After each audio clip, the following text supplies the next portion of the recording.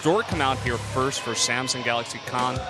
A bit of a medium player, as you guys do see by that horizontal blue arrow. Yep.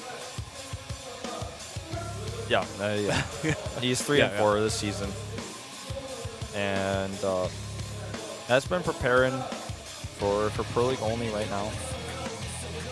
See how he does in Today a bit later, but I would say probably primarily focusing on this now.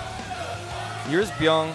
He's been on the rise. He's 5 and 2, 4 and 2 versus Protoss, a matchup he had very few problems with before the buff. So as you can imagine, after that patch, he's doing a little bit better. Taking a sip there of his drink, getting focused. And the map that this will be played on is Habitation Station. Would not put it past Bbyong to do as many Terran players have already done in this match before Keen comes to mind. Take a little lift into the sky, the SCVs, go into that gold base, see what he can get done. That's the kind of build that might throw Stork off. I really, really hope Stork has a macro-oriented plan here, because on this map, cheese is pretty easy to identify. Regardless, let's go to game 2 to find out if Samsung can bring themselves back into this to tie us up at 1-1, or if Bbyong is going to push his team into a 2-0 lead.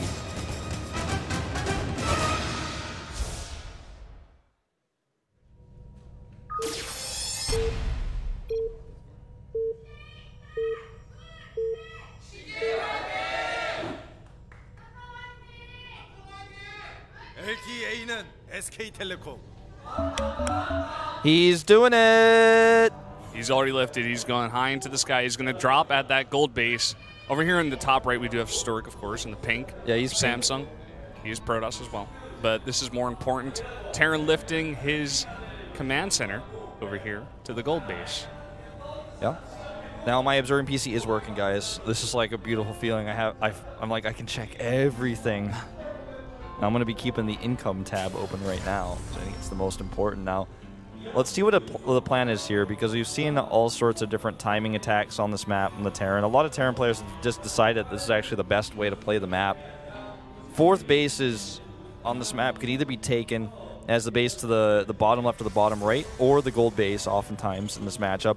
Terran player will tell you that taking the fourth down to the bottom left is just a nightmare against Protoss. You probably have to make a planetary there, maybe even set up a bunker, because those Zealot run-bys are going to keep slamming into you if you don't. Yep. Besides that, we did see that Stork is ahead of Bbyong 2-0 and just 1-0 in Heart of the Swarm, but a lot of things has changed, as they often do in StarCraft. Players get better, players get worse, people switch around. Yeah. And Bbyong definitely on a streak here of doing very, very well at Pro League. No, he doesn't actually wall, actually. Not actually. No, not actually. That's not that important, considering that this is not a race Protoss that can have, you know, an absurd amount of workers early on, because they don't have that larva mechanic. They do have Chrono Boost, but still, you're not going to win this game off a Probe Rush, so not going to happen. But later on with Zealots and the like, that might become important. So just keep that in mind. Now, he's taking gas, so I feel like we're just going to see at first a Reaper, but he could go Factory. That's what Keen showed us. This is interesting. Stork, you know, he went to the watchtower and he saw the SCVs mining, or at least I hope he did. But he's going to come into the main base and see nothing, and he's going to realize his mistake. That's like really embarrassing, actually. Yeah, that's like so embarrassing. And look at this probe over here, not mining the gas, just looking at the assimilator, saying, "What am I doing with my life, Stork? Why did you sit me here to watch the assimilator but not mine gas?" Now he's going to come up here and see the barracks. And he's still not mining with that probe, as our observer just shows us. Ouch, he really needs to get on that. I mean, that's pretty significant. Yeah. Stork showing a bit of nerves here. Absolutely. No question about that. Well, now the wall is starting to get a little bit tighter here. He's going to bunker up as well. It should be fine. You know, he kind of needs that bunker against Protoss. Oh, wow, he put a third one in but didn't notice. Okay, now he noticed. Okay, so I think he did put it in earlier, but it was like just staying there because it was on top of the gas. A simple misclick. These things do happen. Not going to be a game ender or anything. Twilight Council. Interesting choice. With Blink, he can threaten. He can also defend a little bit easier against drops.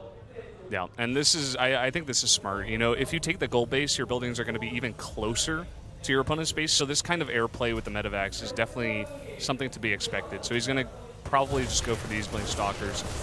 call it a day. Here comes the Mothership Core in here, trying to do some damage, but not getting anything much. Those Marines do force him away. Now this is cute, although he doesn't quite hit it. Cute idea, but clearly not practiced. I mean, there's nothing else to say. Can't reach it. Never tried it before, or else he would know that. Yep. Unfortunately for him, we're going to have to bring that awkward stalker back again. I like that awkward stalker. Ooh, look at that Widowmine placement. That is so tricky. Can't see that. That is so cool. And now we're seeing Stork drop a couple more gateways here with the blink on the way. So he's going to go 3 gateway blink here, try to just kill Bbyong before he gets much of an army up here. I think this is a mistake.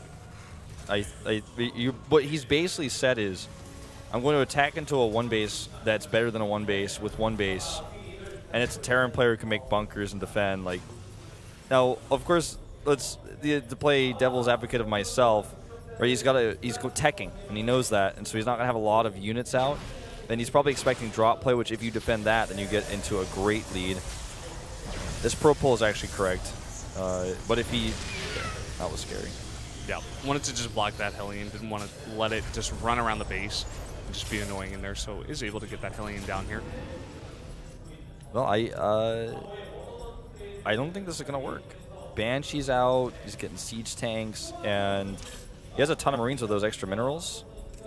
This is basically like siege tank oriented opening that has extra Marines because of the gold base. Yeah, we're just seeing like a 1-1-1 of old plus the gold base. He's just going to stay on 1 base, and Stork is going to have a bunch of blink stalkers against, you know, he does have the robotics up for the observer, so he is going to see the cloak, but is it going to be enough against all these Marines, the tanks as well? The bunker, he has no room to work with. Like, what is he? He's not going to be able to kill him, that's for sure, but is he going to be able to even do damage? I don't think so. I don't think so, and I don't think he's going to be able to contain an oh no, Brennan. The worst part of all of this is there's a drop going across the map. If he's got nothing for that, oh, he's got to be careful of that mothership. Does pick off the bunker. Yep, does not get salvaged, just get killed in time. There's a Raven here, if I'm not mistaken, so he needs to be careful with that observer. Nice pick off there on the Widowmine. That was really well done. That's what he needs. He like cannot just go around here without doing anything. But here comes that Cloak Banshee, and no observer at home. Uh-oh, Stork. Oh, this is going to do so much damage. There's nothing here. There's no cannon. He has an Immortal on the way. Can't even have a set. Oh, he's going to recall, I guess? Yeah, he's going to recall. But already, I mean, this Banshee up to 5 kills, 6 kills. Already so much damage done when he's on 1 base. I mean, Stork is down to 19 workers now. Oh, my God. This is nothing short of a disaster. Now, what Bbyong can easily do at this point is retake his base, his main base. There's something over there. I'm not sure if that's an SCV planning to do this. Actually, I can check, because I have an observing PC. Oh my God. It's a probe actually it's checking. A probe, yeah. It's pink. Stork now does lose this pylon, and he is going to be able to kill all these Marines, so a little victory here, besides losing the pylon. Doesn't even micro, just decides to fight head on. Yep, and Raven coming over here is going to see what he can get done. More damage being done here, just poking at that Immortal is this Banshee. Yeah, I think the Raven, I don't know what that Raven was doing actually. I mean, that Raven was like just like trying to like check out the breeze.